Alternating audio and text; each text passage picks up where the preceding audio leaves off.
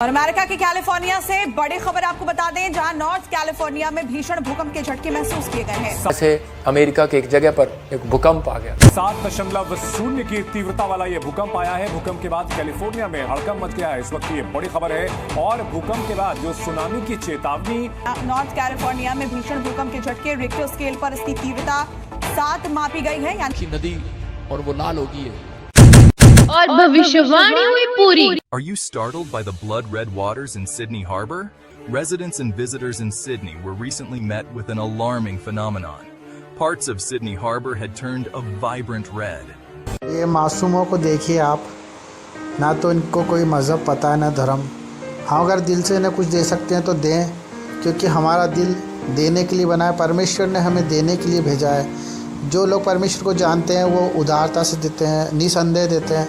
तो मैं आपसे रिक्वेस्ट करना चाहता हूं कि आप अपने हृदय को खोल के अगर जो भी भेंट देना चाहें, आप ऐसी मदद के लिए दे सकते हैं, ताकि मैं और बढ़ चढ़कर मदद करूं और योगदान और प्रभु के काम में शामिल हूं। आमीन। पवित्र आत्मा कह रहा है कि DNGSTL नाम वाले भी कहते हैं कि आज से चंगे हो जाएंगे यीशु मसीह के नाम में। आपकी रिपोर्टें नॉर्मल आएंगी। आप हर चीज में आशीष को देखेंगे, डोर खुलेंगे। जो ब्रांच में लाइव जुड़े हुए हैं, जो पवित्र आत्मा ने मुझे कहा है वो बोल रहा हूं कि इस साल अगर वो ईमानदार रहे और वफादार रहे, करे इस चर्च के साथ, पवित्र आत्मा करे परमेश्वर के साथ वफादार रहे। ये नहीं कि मुझे ये नहीं मिला, वो नहीं मिला, कंप्लेंट करते रहे परमेश्वर को। पवित्र आत्मा कह रहा है वफादारी वो है जो कंप्लेंट नहीं करता, ईमानदारी से चलता है। परमेश्वर ने कहा इस साल में वो अपना फल पाएंगे, सबसे बेस्ट फल। आमीन। एक बेस्ट फल आएगा, बेस्ट गवाही आएगी, बेस्ट टेस्टमनी आएगी। जिनकी जॉब फौज में, पुलिस में, कोई टीचर लाइन में किसी ने भरी थी और वो रुकावटों के कारण किसी कारणवश रोक दी गई या नहीं मिल रही है, परमेश्वर का आत्मा कह रहा है जिनकी छिन गई थी या फिर कोई प्रॉब्लम हो गया, उनको निकाल दिया गया या कोई भर्ती कैंसिल हो गई है, परमेश्वर का आत्मा कह रहा है उसी नाम पर आपको फिर से बुलाया जाएगा। आप पास होंगे, आपको जॉब पर रखा जाएगा यीशु मसीह के नाम में। आपका फेवर होगा इस साल में यीशु मसीह के नाम में। जो अब तक मां नहीं बनी है उनके लिए खुशखबरी है। क्या आप ताड़ी बजा सकते हैं? यस। जो मां नहीं बन पा रही है उनके लिए खुशखबरी है। पवित्र आत्मा मुझे कह रहा है जो बाप नहीं बन पा रहा है उनके लिए खुशखबरी है। जिन माओं ने अपने बच्चों का सुख नहीं देखा उनके लिए गुड न्यूज है, वो सुख देखने वाली है। परमेश्वर ने कहा कि ए नारी, उस समय में वो चिंता कर रही थी और वो क्रूस पर था। उसने उस नारी की चिंता किया। भविष्यवाणी है उन लोगों के लिए जो इस समय यहां पर खड़े हैं। और प्रभु ने मेरे को एक ड्रीम दिखाया। कल रात के एक ड्रीम देखा मैंने जिसमें यूपी के योगी सीएम, उनसे पद ले लिया गया। उनके जीवन में कोई बड़ा खतरे का संकेत मैंने देखा, लेकिन वो उसने ऊपर की तरफ देखा, भगवान को याद किया और वो बच गया। मैंने कुछ ऐसा देखा। और मैंने एक ड्रीम देखा, काले कपड़े वाले ने आकर उसको पीएम की गद्दी पर बिठा दिया, मोदी को हटा दिया। मुझे नहीं पता क्या है ये, लेकिन आपको पता है, आप समझदार हैं। लेकिन परमेश्वर की आत्मा ने बताया कि इसका मतलब कोई खतरा है उनकी लाइफ में। लेकिन बहुत सारे लोग अपने नेताओं के लिए, अपने लोगों के लिए प्रार्थना करें। परमेश्वर चाहता है, चाहे किसी ने आपको दुख दिया है। कुछ क्रिश्चियन लोग बोलते हैं कि उन्होंने हमें दुख दिया है। मैं कह रहा हूँ ठीक है, दिया होगा, लेकिन परमेश्वर अब आपका फेवर करेगा यीशु मसीह के नाम में। मैं कह रहा हूँ जगह जगह फेवर होना स्टार्ट होगा मसीह लोगों का। अब से आप ऊंचे किए जाएंगे। 2000 ब्लेस यू। सबको जय मसीह की। सब फिट है और सब अच्छे हैं। परमेश्वर की दया हम पर भरपूर है। आज हम उस विषय में बात करेंगे जिस विषय को लेकर हम लोग बहुत परेशान हैं, जो कि है चंगाई, हमारा छुटकारा और हमारे जीवन में जो उद्धार हम चाहते हैं वो हमें क्यों प्राप्त नहीं हो पा रहा, और क्यों उसके कारण हम आज परमेश्वर के जीवन में आने के बाद भी, मसीहत जीवन में आने के बाद भी आज हम फूल फल नहीं रहे, यानी कि बढ़ नहीं रहे। तो मेरे भाई बहनों, मैं आपको वो वचन बताने जा रहा हूँ, वो परमेश्वर की बात बताने जा रहा हूँ जिसके वजह से आप आज ही नहीं, इसी पल वो चीज को महसूस भी कर पाएंगे और आप अपना छुटकारा भी कर पाएंगे और अपने भाइयों के लिए भी आप उस बात को रखकर छुटकारे की तरफ जा सकते हैं।